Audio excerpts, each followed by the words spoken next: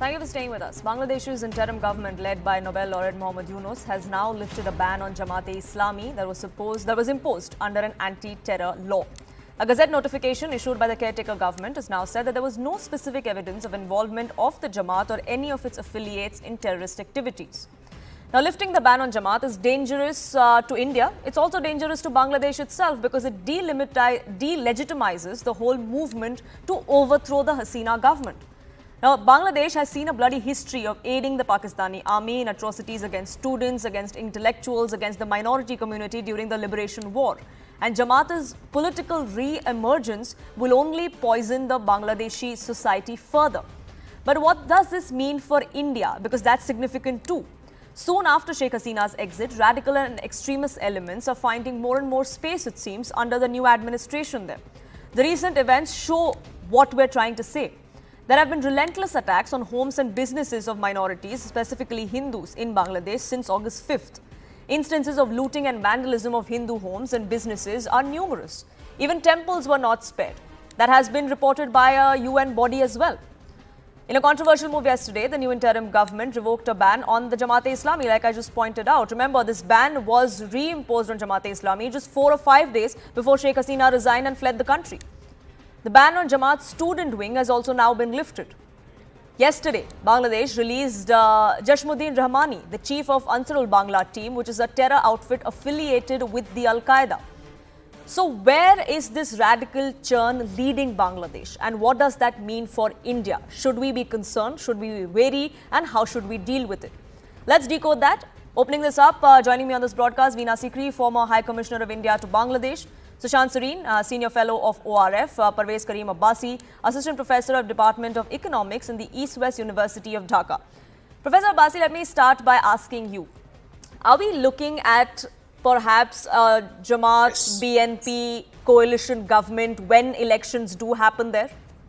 Is that what we're headed for?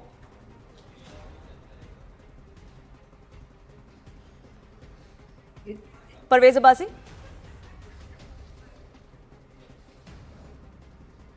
We'll try and reconnect that. Yes, can you hear me? Yes, I believe you're back with us. Yes. Okay. Yeah, can you hear me? Yeah. First of all, let me state emphatically that this student-led popular uprising against the despotic regime of Hasina, which had not given 3 successive elections in row. Now, first of all, again, this is not a radical uprising. That's the first, again, because this has been carried out by all segments of the population. And number 2, parties that had been actually not given political space, namely BNP, they've come to the forefront. Yes, Jamaat has also become active, but we should also bear in mind that Jamaat's traditional vote base has been very limited. The last election of Jamaat was where probably they got 4.8% of the electoral base. And in fact, from 1991 onwards, every time we have had free and fair and participatory elections, the appeal of Jamaat has gone down. Now, one part of the narrative which I find rather problematic is that, again, that India being the world's most populous democracy, and again, we have a very close relationship with India in terms of trade, in terms of do so. Yes, there has been isolated attacks on minority communities, which has drawn universal condemnation from all segments of the Bangladeshi society. What remains to be and what needs to be reiterated that there was a breakdown of law and order, and there was looting across the country. And unfortunately, our Hindu brothers and sisters have also been targeted, and there has been deep condemnation and a backlash against this. And the interim government's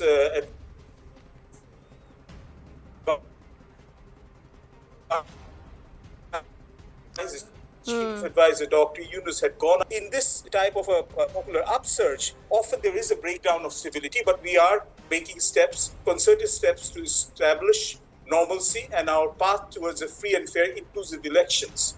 And the people of Bangladesh have always shown that they, if given a chance to exercise their democratic rights, they have rejected any form of excessive communal narrative. Sure. But one thing that needs to be emphasized, just let me add one point. that again, what one should also reiterate in Delhi, that probably this narrative is going in, that Hasina, former Prime Minister Hasina was good for India because again, she kept the radicals at bay. That is not true. She often at times also egged on the anti-Indian narrative because there are several records that she has stated that in 2001, in the Indian government had tacitly aided in Sure. pulling her down, and she had also aided and collaborated with the Hafazat. I'm just telling you that. Sure. But when it comes to choosing between two evils, perhaps the choice was very clear. We'll try and fix that line, Parvez Abbasi, with you. We're having some difficulty trying to connect with you and get you on board clearly. We'll try and reconnect that. But Veena Sikri, I want to get you in now. You know, as far as the actions that we're seeing or the decisions that we're seeing in Bangladesh, they give very little hope to India perhaps, or the fact that there has to be something that India has to be wary of as far as things are going in Bangladesh?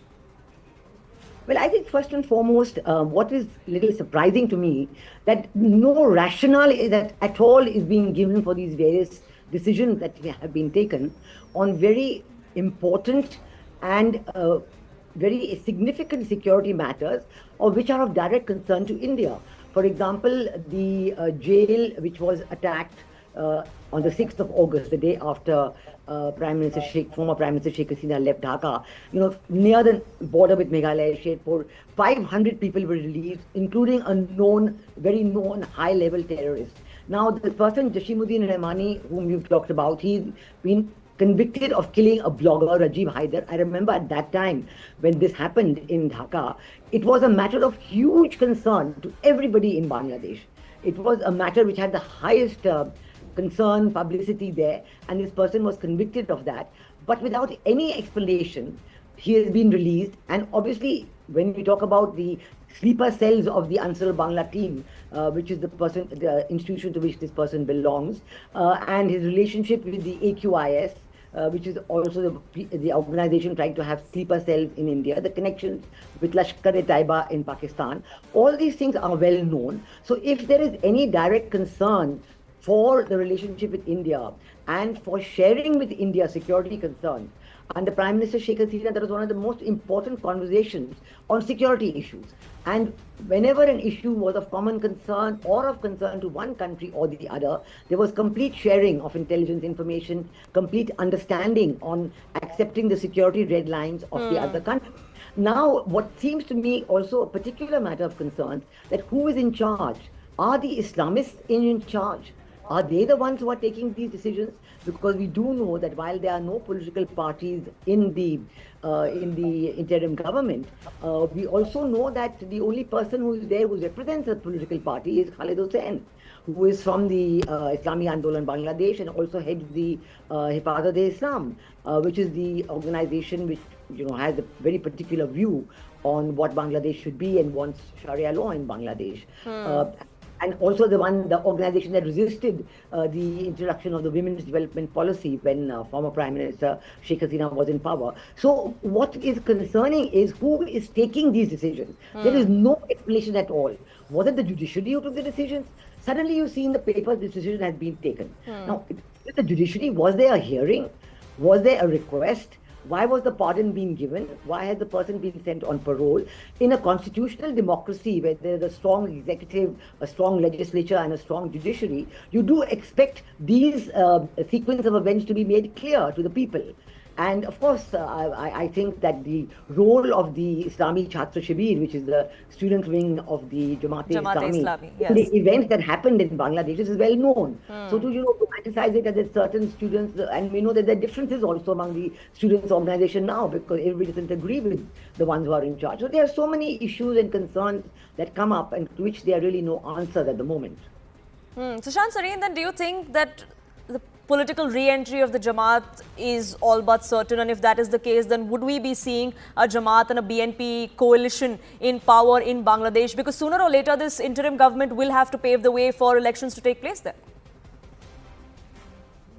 I think you're being kind of presumptuous on when elections are likely to take place, because if it was left to the people who are currently in charge, I don't think they have any intention to hold elections.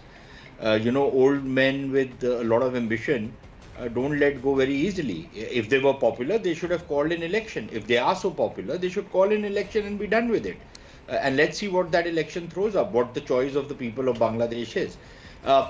But quite clearly, so we don't know how the politics is going to play out, because it's not just the political churn that is taking place in Bangladesh. There is also a massive social and economic churn, or crisis, which is also looming large over the events of what has happened in the last month or so. So clearly, the crises have still not come to a head. So that is one. The other thing I think we need to disabuse ourselves is that, we constantly hear this. We hear the same thing from Pakistanis, that, the religious parties only get about 7, 8, 10% of the vote, 4%, this gentleman just said. It's not important what is the percentage of vote they get.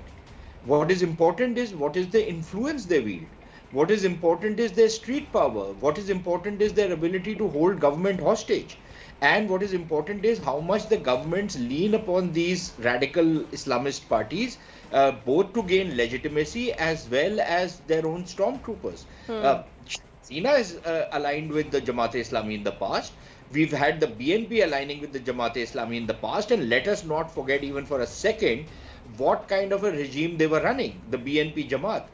What kind of terrorism they were sponsoring across the border, and to say that now normalcy has returned. Well, if normalcy is that you release a dreaded terrorist, or normalcy is that you lift the prescription over a party like the Jamaat-e-Islami, which in the subcontinent at least has been the mothership of terrorism and radicalism, then yes, you are welcome to that kind of normalcy. But I think we need to be extremely wary about what might happen in the future in Bangladesh. And I find it both insulting and patronizing for this kind of Hindu brothers and sisters. Nobody bothers about Hindu brothers and sisters when ethnic cleansing is taking place in Bangladesh, and we have been quiet about it for very long.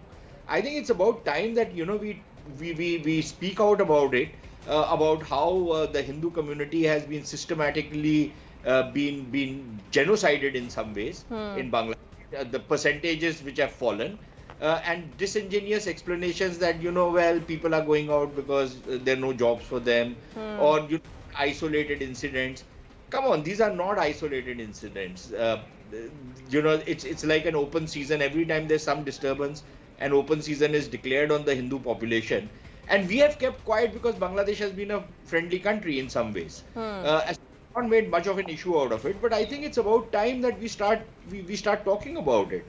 Because what has happened is not something that should be brushed under the carpet. I think it's been brushed under the carpet long enough. Also, because I don't think the relationship that we share with Bangladesh, or we shared with Bangladesh over the last 15 years, is going to remain the same irrespective of when those elections happen, if those elections happen, and what the outcome of that is. We'll of course have to wait and watch and try and keep an eye on the developments that take place there, the kind of churn that we're seeing in Bangladesh. We'll of course keep a track of that. But for now, I have to leave it at this. I thank you all for joining us here on this broadcast and sharing your perspective.